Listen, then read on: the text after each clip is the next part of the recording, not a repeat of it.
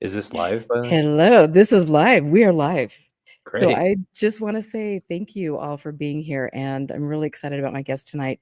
You heard me talking about him on multiple occasions, actually, and on my last show with Mick West, where we talked about the drone sightings over New Jersey, I mentioned Richard and his contributions to the community here in Salt Lake and Utah, and he is really an inspiration to me. I was telling him before the show that I love and appreciate the way he digs deep into environmental issues, into issues of the homeless here in Utah who have been really put in a difficult situation. And then you throw in the fact that people are getting funding for programs that are supposed to be helping the homeless, and that simply isn't happening here in Utah. And we're going to talk to Richard about that along with other things tonight. I want to welcome you to Expanding Frontiers Research. I am Erica Lukes, your host. You can go to expandingfrontiersresearch.org to check out our blog and to see our latest blog with the video link with interviewing Mick West, which I was mentioning. That has gotten a lot of attention from people all over the world. I'm happy that Expanding Frontiers can bring a light to the New Jersey drone crisis and to make sure that we are engaging in critical thinking with regard to certain sightings, learning how to identify them, and empower yourself to take that control. So without further ado, my guest this evening, Richard Markosian, who is a journalist. He's a storyteller. He has a passion, like I was mentioning, to support the local businesses, to support our community. And he started Utah Stories a few years back. If you live in Utah, you know what Utah Stories is. It is the coolest publication. Not only does it highlight local businesses and it talks about good breweries and Halloween haunts, but it also delves deep into issues that we need to look at, not only here in Utah, but you could take what we're doing and what Richard is doing and apply that into your own community, no matter where you are all over the world. And I know that I have listeners from all over the world, so I feel very lucky about that. And Richard, welcome to the show. Thank you for being here. Thank you for having me on, Erica. Appreciate being on your show. Yeah, absolutely. And so give us a little bit more about your background, because you've got a lot going on there. And so just tell our listeners what you've done and what you're doing. Little bit of background. So I was a computer programmer, studying my way through university, not knowing exactly what I wanted to do, and I stumbled into the office of the student newspaper and asked if I could write a story about a particular topic, and they said yes. And then I started just writing stories for the student newspaper at the U, and found that I really loved journalism. I really loved asking difficult questions and trying to find answers to those questions and profiling people who were doing unique things. And then I kind of kept that on the back burner while I had to do computer programming and graphic design, and always wanted to find a way to monetize the type of journalism I wanted to see. And, investigative journalism, I could see that was dying in the newspapers. And I took a journalism class at the U, and the teachers would say, don't go into journalism, especially print journalism. You're just going to get laid off, and it's not job security. Go into PR.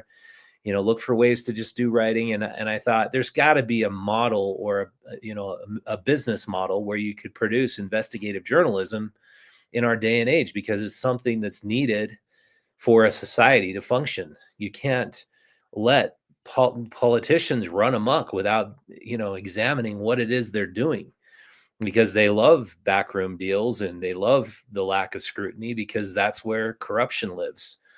And so, we launched Utah Stories as a website in 2006, and our first investigations were why we were trading historic buildings for chain stores, both in downtown Salt Lake and Sugar House. And we found that there was an immediate audience, a really amazing audience right away, just covering the news from the perspective of small business owners and asking a difficult question. Why don't we preserve local businesses and preserve historic architecture and allow businesses to flourish in cheaper rent areas? Why are our politicians not trying to maintain and preserve that? And so it was kind of a simple question, but we spent about a year on that. just interviewing dozens of people just about that one topic. And I kind of found that if you want to be an independent journalist, you kind of have to figure out your topic and how you're going to narrow it down and just dive in deep headfirst into that one topic if you're going to be effective. Because of course you can't cover everything all at once. Right. And so we did that with small businesses being trampled upon by big developers and corporations. We kind of beat that drum for a long time.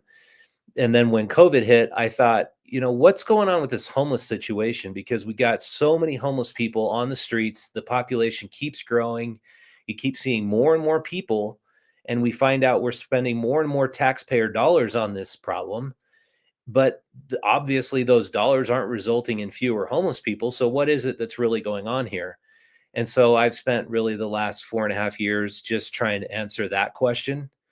And I've put basically all my personal time as a reporter into that while running the Utah Stories business. And we launched a Wow. new magazine called Faces. And we've had a podcast now for 5 years. And mostly I tell people the podcast for the last 3 years has been mostly about housing and homelessness.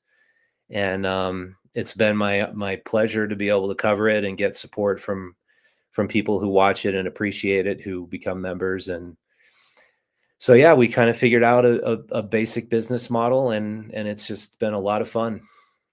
And you do everything so well. I mean, I can look at Utah Stories and just see, it makes me want to go, to this distillery and get some whiskey, or just get a good salad in Sugar House. And it's fun also because, you are teaching us the value of supporting local business, but then you are doing those hard-hitting stories like you're talking about with homelessness, and nobody wants to cover those stories because, at the end of the day, we want Salt Lake to look pristine.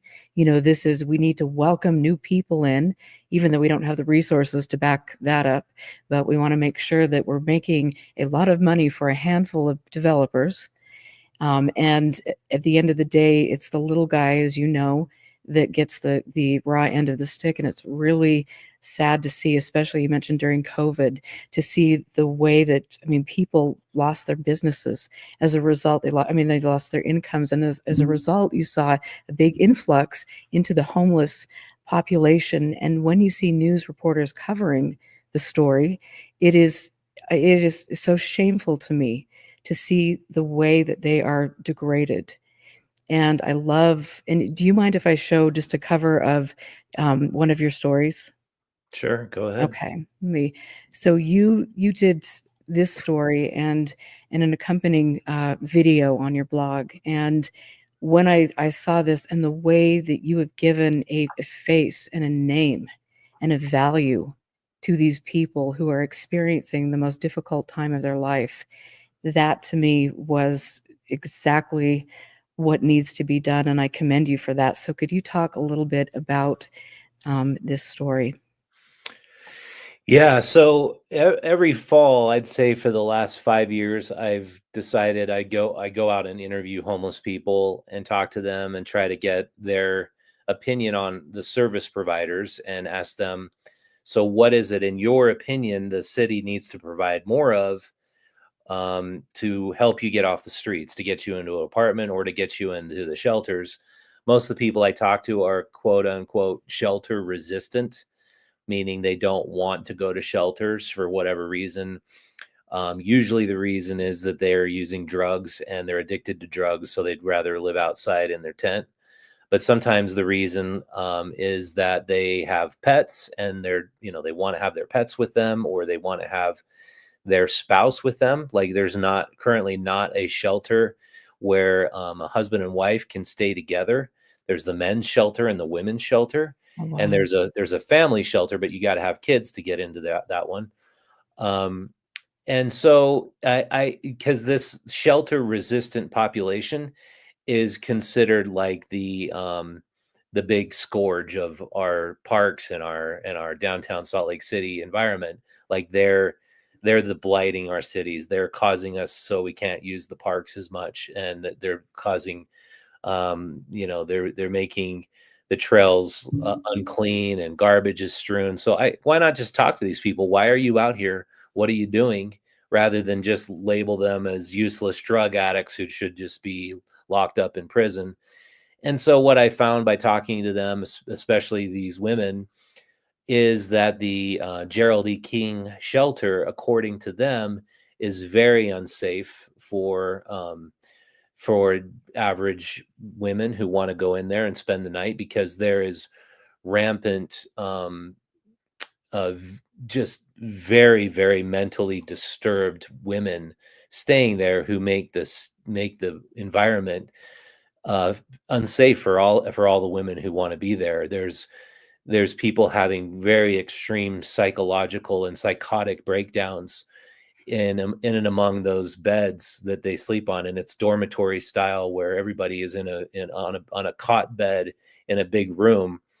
And this is a little bit graphic, but maybe it's okay for your viewers. There's a woman supposedly, allegedly, that violently masturbates and screams in the middle of the night while she does this. And they complain about it, but then the staff just says, well, there's nothing we can really do about it. She's here and you have to live with that. And I mean, I just can't imagine you've just lost your home or your apartment and you're just looking to get a couple months so you can get back on your feet. And then that's the environment that we have to offer these people, because there's no place for people having psychotic breakdowns to go to other than the homeless shelters. And so you start to identify what the problem really is they don't segregate the populations of the homeless out from each other. Instead, they just put them all in the same place together, and then they expect them all to just kind of figure it out. And then they're just all homeless. And despite the fact some are mentally ill, some are addicted to drugs and using drugs at the shelters, some are alcoholics, and some are criminals who prey on the homeless that are there. And so the system is very much broken. And that story that I wrote last week is in reference to a town hall meeting that was conducted by Joseph Grenny of the Other Side Academy and Randy Shumway, who is now the chairperson of the homeless board for the state of Utah. And they're both saying that what we are doing now is absolutely failing the homeless population in terms of getting them back on their feet and off the streets. Instead, it's much more like a spider web where people are losing their apartment or their house. And rather than quickly getting back into housing, they're getting stuck into this homeless condition where they just need more and more services, and it's costing taxpayers more and more money. So why don't we find a better system and a better model rather than just giving more and more money to this failed system? And it's really great to hear that there are leaders. Joseph Grenny is a really excellent leader in the Other Side Academy space that see the nature of the problem and see that this really is a terrible system that needs to be changed in a major way. Thank you for talking about that. You mentioned Shumway, who's been on your show. You've interviewed him, and He actually hasn't been on yet. Oh, I thought that he was on there. Oh my goodness. Yeah, I haven't had him on yet. I'd like to have him on, but he's kind of a new face. He's a CEO of a major corporation called, I believe, Cicero. But he's now heading up this new board, which is interesting because this board is kind of parallel to the Director of Homeless Services board, which is through the Department of Workforce Services. And it's all really kind of convoluted to try to understand all the homeless services and all the money that's pumped into it. But really, the systems that are in place now, they're entrenched and they're digging in their heels and they don't want to change. And they actually don't want to come on my podcast.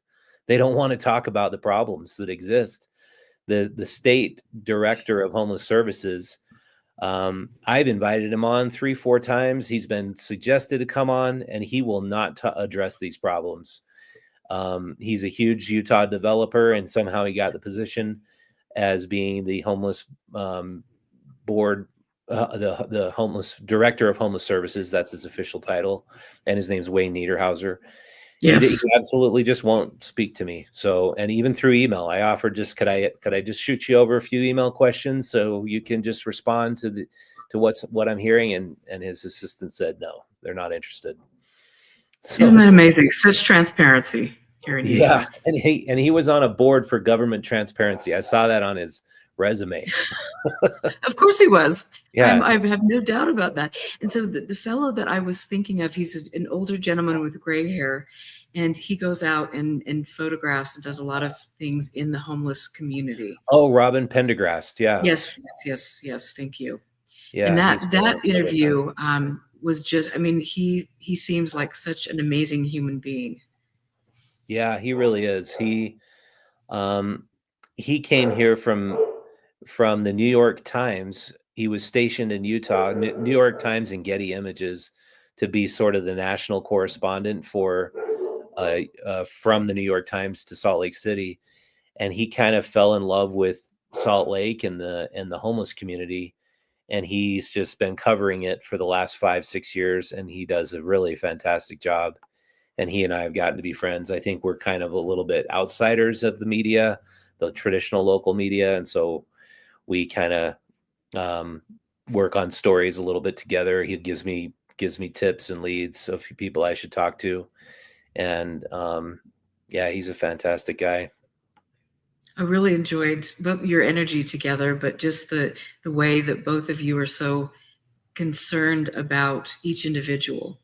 And you were down there interviewing people, and one of the stories that you caught was a woman who had been going through a really difficult time, and then the system again kind of further abused her, or is abusing her. Can you talk a little bit about her? Do you know which one in particular? Yes, I will show you right there. Oh yeah, Tasha. So that's exactly what I'm talking about, related to the Gerald E. King. And it's so common. Almost every woman I talk to who's shelter resistant tells me the same story. They've been physically assaulted or abused in the shelter, and that's why they won't go into the shelter. And so Tasha was camping by the Jordan River, and she was with her partner there, and she said her former girlfriend is still staying at the Gerald E. King, and if every time the staff has their back turned and she's there with her, this woman tries to physically assault her. And I said, have you tried calling the cops? And she said they just don't respond. And I've really found that to be the case. The same to the homeless population as they do to the general population. And that's really sad, because that's also the case for in investigating murders. So I had a story that was written, actually, that I covered on the podcast, that was written by my friend Eric Peterson of Utah Investigative Journalism Project, of a man who was murdered on the Jordan River Trail. And this guy had only been homeless a couple of months, and he was just going to get some food or supplies, and he was attacked and stabbed in the back and murdered, and just left for dead. And Eric was trying to inquire about what kind of investigation was happening into the death, and they just didn't even they were not investigating the murder. And that just, I saw that as a recurring theme, that there were a lot of people dying along the Jordan River. There were a lot of murders happening, and there was a lot of foul play and suspicion of foul play. And so we've kind of collected these stories of this happening, and all the homeless people I was talking to were saying, there's a homeless serial killer on the loose, and somebody really needs to investigate it and look into this, because they were seeing more and more body bags taken out of the people who were camping by the Jordan River. And one woman told me she'd known about 12 people who had died just in the last year. This was a couple years ago that we covered this. And so I tried to talk to the Salt Lake City Police Department about it, and they just said, we don't keep track of a person's housing status when we register someone murdered or dead. So they don't even keep track of homeless deaths, and they have a candlelight vigil. And I said, so where does that data come from?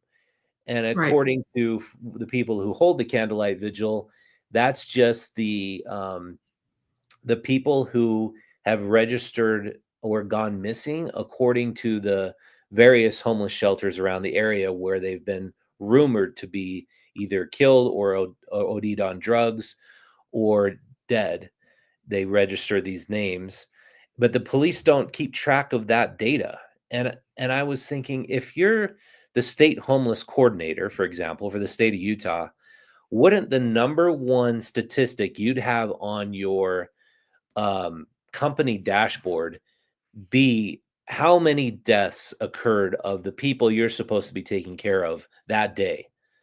And though if that number goes up, you're not doing your job. If that number goes down, then you're doing a good job.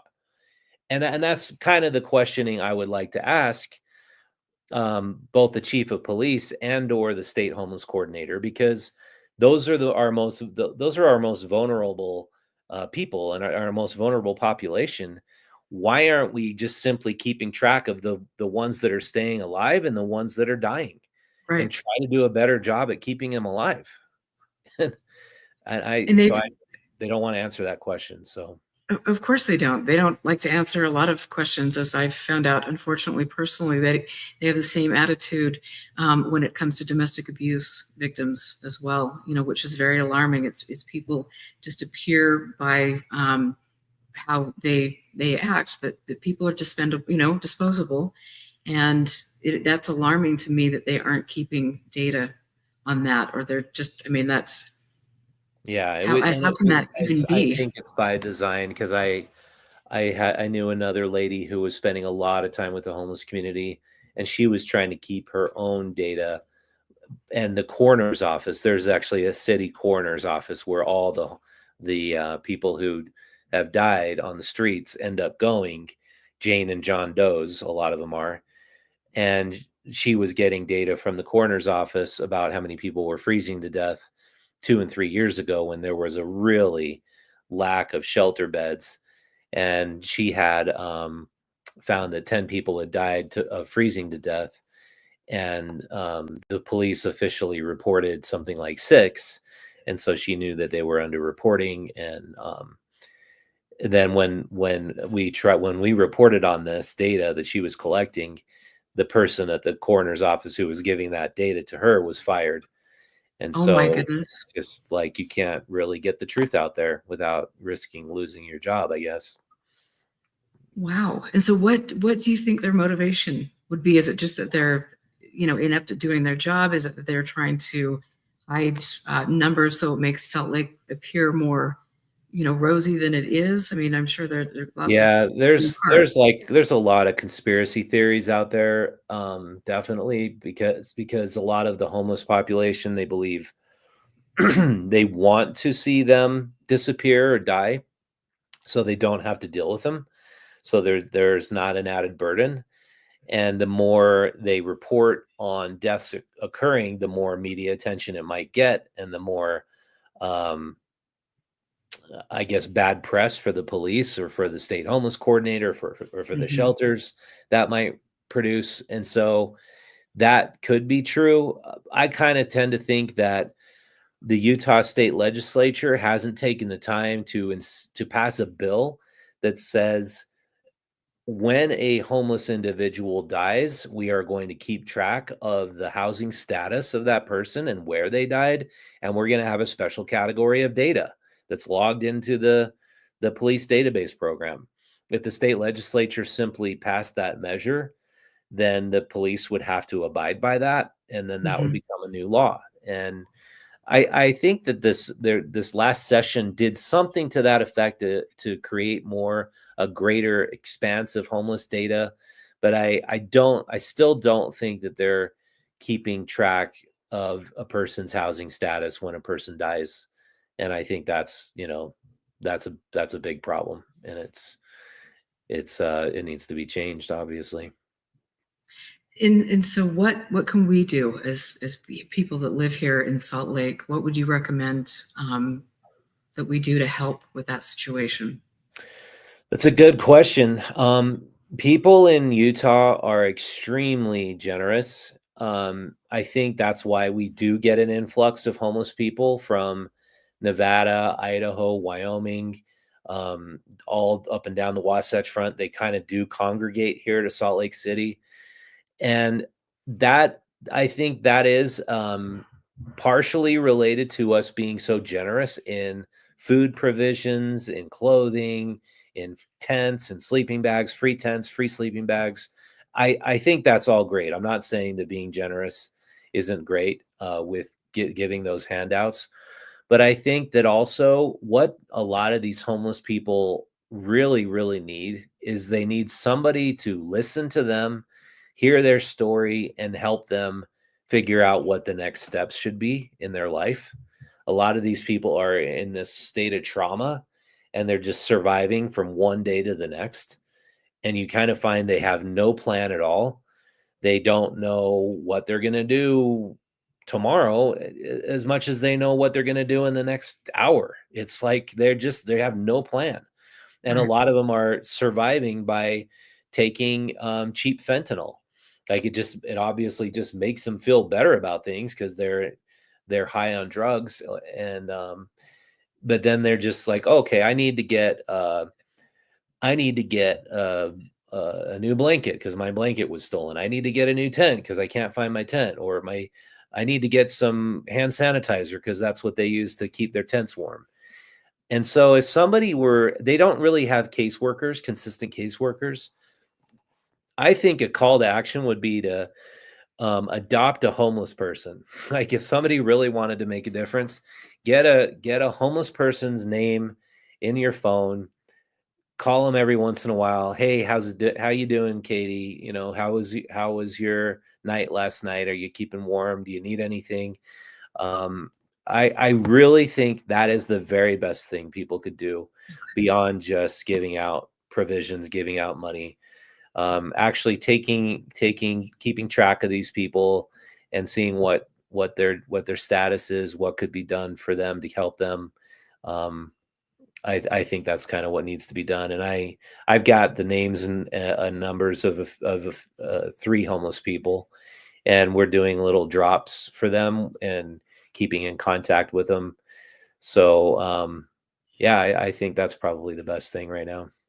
Okay. I mean, that's really great advice. It's interesting to watch the way people treat homeless people in especially, I'm up on the East Bench here in Utah, and there was a group of homeless people that were staying right off the freeway, when you're getting onto I-215. And one of the people in the neighborhood decided that he was going to go into their little camp every night and steal all their belongings, and did that repeatedly in attempts to try to drive them out. And it's you see that type of behavior, and that really takes quite a despicable person, or a person that really needs to maybe go to church and or get a little spiritual or care about other human beings, because that, to me, when I heard that, I was just heartbroken. Yeah, it's terrible. There was a woman who used to go out with a broom and kind of threaten them in downtown, and she thought she was doing the best possible thing, just telling them, "Hey, you guys got to get off your butts and get jobs, and you need to get out of here," and just yelling at them. And she did that repeatedly. And then I think that was 2 winters ago. A lot of homeless people were telling me about that. And it's like, how can you begin to understand a person's situation without knowing what they've gone through? And of Right. course, they don't want to be there. I think it's pretty obvious that nobody really wants to be sleeping on the streets. It's just some series of terrible events. Also, a lot of bad decisions have gotten them there. But the remedy is not just telling them off. That's definitely not going to help. I think if we want to get fewer people off the streets, first of all, we need to change the system. And this is something that the governor said in a speech in the springtime, hold the homeless services NGOs accountable for the dollars that they're getting, the millions of taxpayer dollars they're getting, but then also to an extent, hold the homeless people accountable to some kind of a plan, like get them into a plan, hold them accountable to, taking the first steps of, say, getting help. A lot of these people, they need to get off of their drugs, their alcohol. They need to get on a path of recovery, and they really just kind of need somebody to hold them accountable.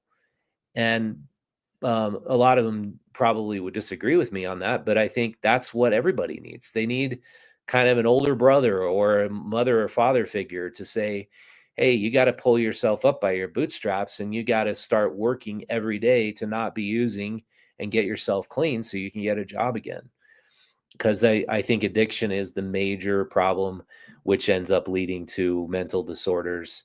And the only way to remedy those problems is to just get people not necessarily into free apartments, but into a community of people who are holding each other accountable. And that's what you see from like the Other Side Academy. I love those guys. I promote their program so much because they actually have a system where any homeless person, anybody off the streets, can go sit on their bench on 160 South and 700 East, just below 700 East, and they will immediately get help, and they can get into their program, which is a 30-month program. It's a work room board program, but that is like the solution to homelessness and to at least the population of people who are capable of working. Just go out and get into a work program. And to the people who are still addicted and mentally ill, they're opening up the Other Side Village, which actually takes people through an academy program and gets them clean so they can get a free tiny home. And I know they're still open to more people signing up for that program, but that's all away from the government tax dollars. That's not using a penny of our tax dollars or government support to make those programs work. And it's completely transforming the lives of the people who enroll in those programs. Well, and if you live in Salt Lake, you know about the Other Side Academy, and you do hear these positive stories about, how they just cared, how they just give people a chance and, a pat on the shoulder, and, we're in this together. And I think that is really, you're right. This is what needs to happen. And everybody has, like you say, everybody has a story. And nobody knows what leads somebody to that final moment, when they are in a situation where they're homeless. And here in Utah, we know that the housing crisis, is something, and the affordability. I mean, you can't even, I don't know how we're going to sustain this type of thing here.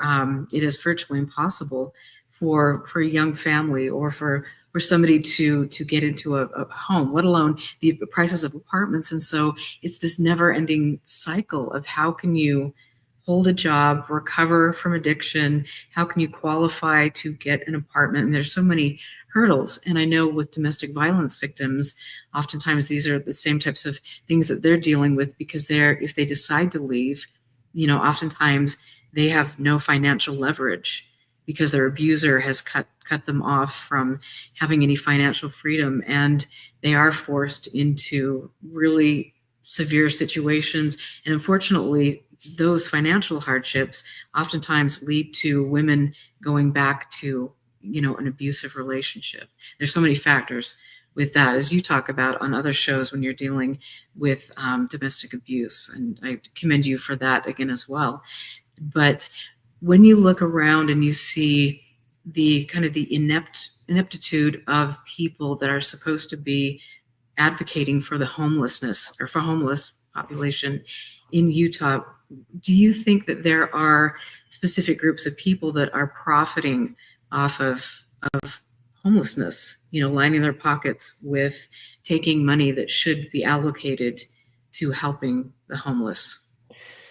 Yeah, that's definitely happening, and we call that the homeless industrial complex. And when you look at um, how our whole entire system transitioned from mostly shelters as the primary mechanism for getting people back on their feet to permanent supportive housing, or housing first.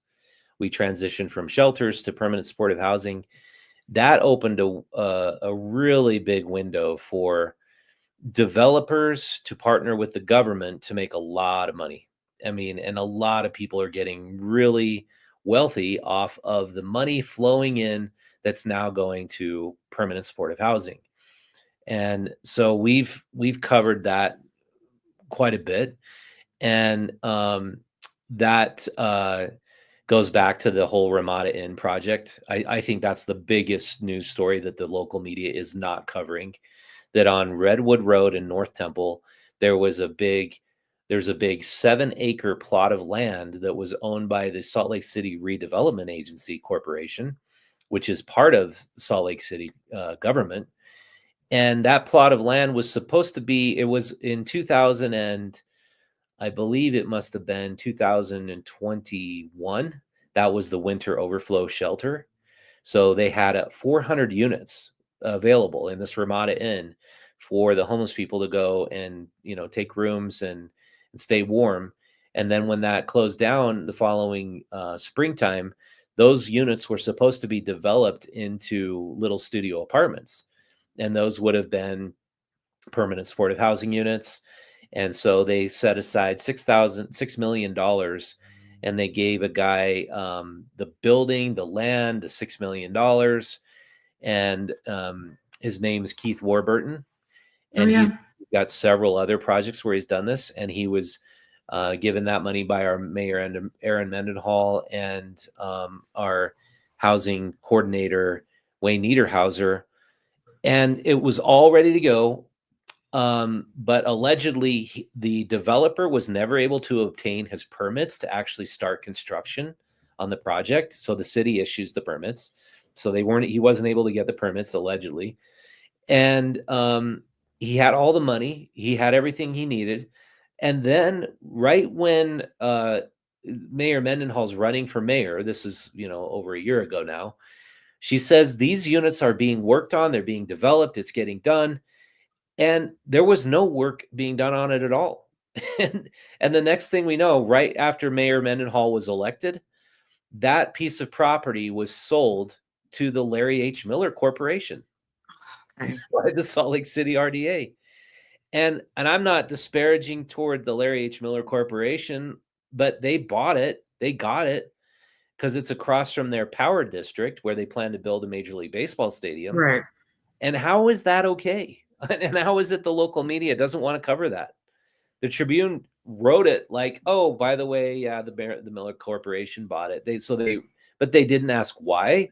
They didn't ask why there wasn't sort of a land swap deal. If that was set aside for the homeless housing, then why wouldn't they have another piece of property somewhere else that they would have available for the homeless population? And so it's things like that make me understand there is like this homeless industrial complex where Mhm. you see all this money pouring into it, but who is getting wealthy from this? It's the developers, it's the politicians, it's people who are getting this money and asking for, or showing that we need an increasing amount of services for the homeless because the homeless population keeps increasing. And rather than solving the problem like Other Side Academy is doing through their tiny home village by building more affordable tiny homes, something like that, they just say we need more free apartments for the homeless, which end up being dens for drug activity and sex trafficking, and rather than more services to get the homeless back on their feet. I mean, what's really needed more than anything is more services to caseworkers who stay consistently helping individual homeless people take all the steps necessary to get back on their feet, back into a job, back into regular housing, and not become government dependent, where they're in a free apartment, where if they decide to get a job, they're basically penalized and potentially kicked out of their apartment. it's like there's two ladders. There's one ladder that's going down where the government is offering. If you keep going down those rungs on that ladder, lower and lower, you'll qualify for free housing and a free Social Security uh, disability check if you've been chronically homeless long enough.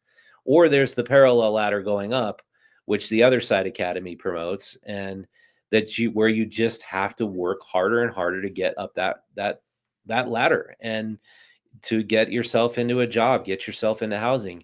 And I try to tell homeless folks, why would you want to be on that ladder going down?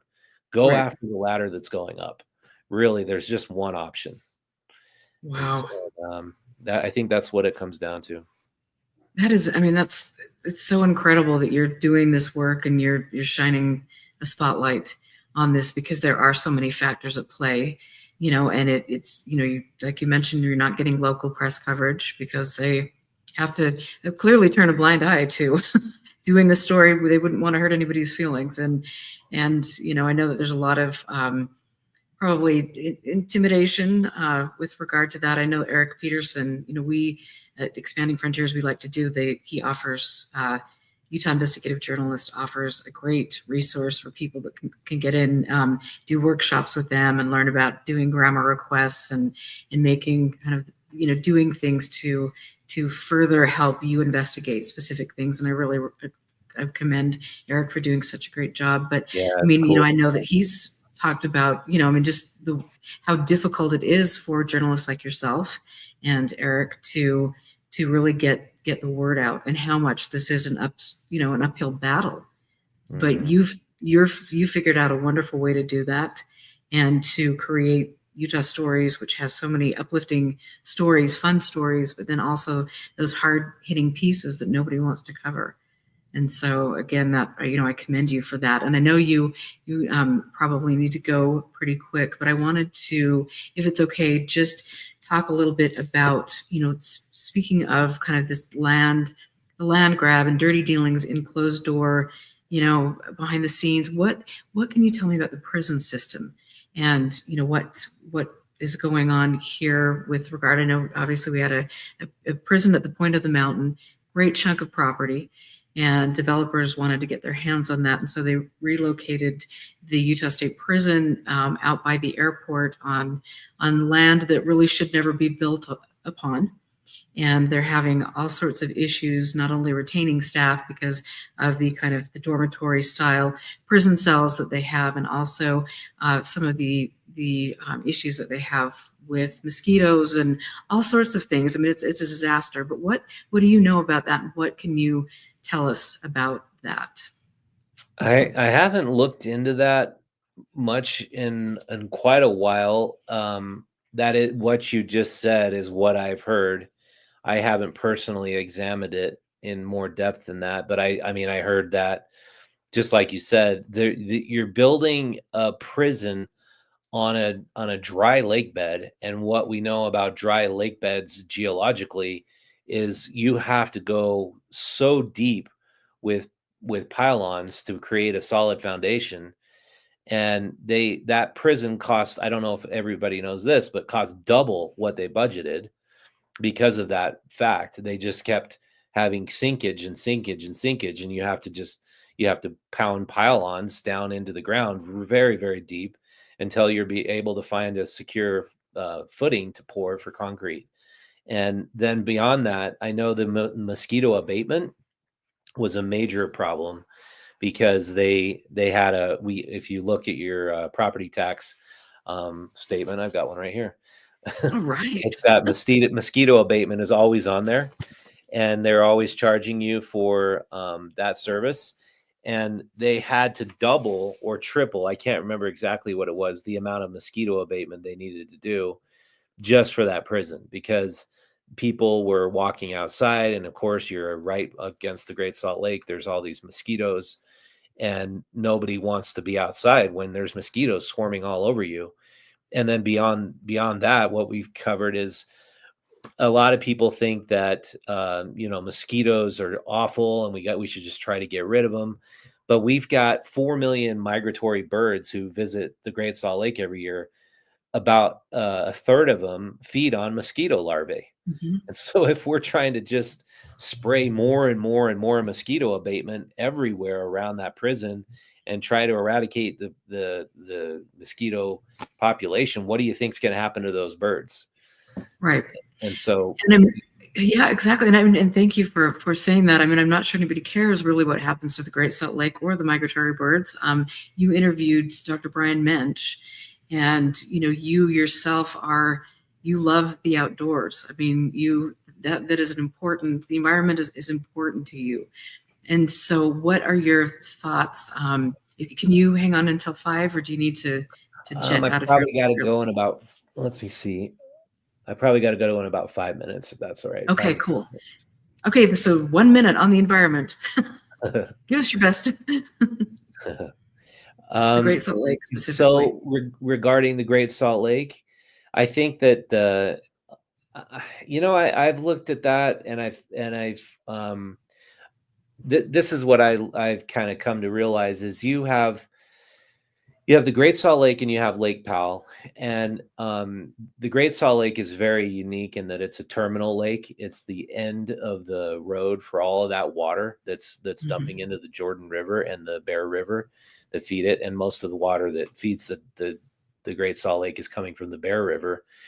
And there's plans to create 5 more dams along the Bear River to capture more of that water before it reaches the Great Salt Lake. And when you look at the headwaters of the Little Cottonwood Canyon and you see that massive, powerful flow of water, and then you look at that water, that same Little Cottonwood stream, I think it's Little Cottonwood and Big Cottonwood converge together. By the time it reaches to the Jordan River, it's a tiny little trickle. So, I mean, to me, the obvious solution would be all of the water they're pouring out, all the straws that are taking out of our water that's going into the Jordan River. We need to shut those valves down to a smaller degree, and we need to start xeriscaping our yards like they do in Nevada. Like I go to Henderson, Nevada a lot because we like to take our dogs there, and they don't allow people to use their water consumption is 1/20th the amount ours is per person, because we want to have these giant lush green yards, Right. and we keep thinking, well, we got all this water, it's dumping all from the mountain, but then let's look at what's happened to our Great Salt Lake.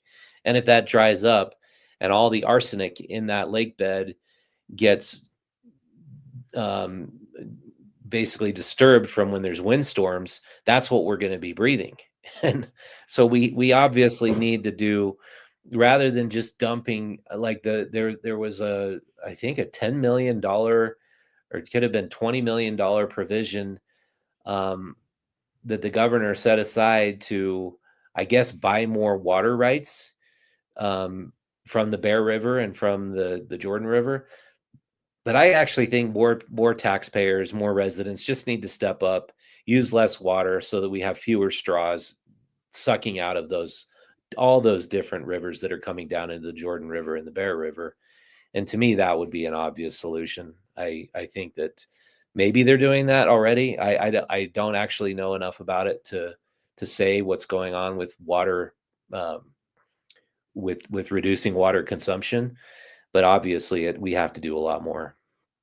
Absolutely. Thank you. And those are great closing words. I will let you go enjoy your weekend. I know the holidays are upon us and there's a lot going on. So thank you, Richard, so much for being here. And I would love to have you back if you'd be willing to come back in the new year. Yeah, absolutely. Thanks for having me on, Erica. Appreciate it. Absolutely. Thank you so much. Have a wonderful night. Yeah, you too. Good talking to you. Thank you. Good talking to you. So everyone, I knew that was going to be a great conversation. I can't wait to have Richard back next year. I want to thank all of you that follow Expanding Frontiers research. I can see Jim there, and thanks for staying up late. And Amy, I hope Donna is doing okay. I want to give a big shout out to my partner, Jack, who is an exceptional researcher. He's taught me a lot about my own research process. And I really feel that Expanding Frontiers Research I know it is an important organization. We are pushing the boundaries. We are trying to hold people accountable. We are doing records requests so people have information and can make critical decisions. If you want to support our work, you can go to expandingfrontiersresearch.org to pledge your support, either with a one-time donation or you can become a Patreon member. We're planning on doing lots of fun things for the new year. So hang on, guys. It's going to be a lot of fun. Thanks for your support. Have a wonderful, wonderful weekend. And if I don't see you before the end of the year, have a happy holiday. Thanks, guys.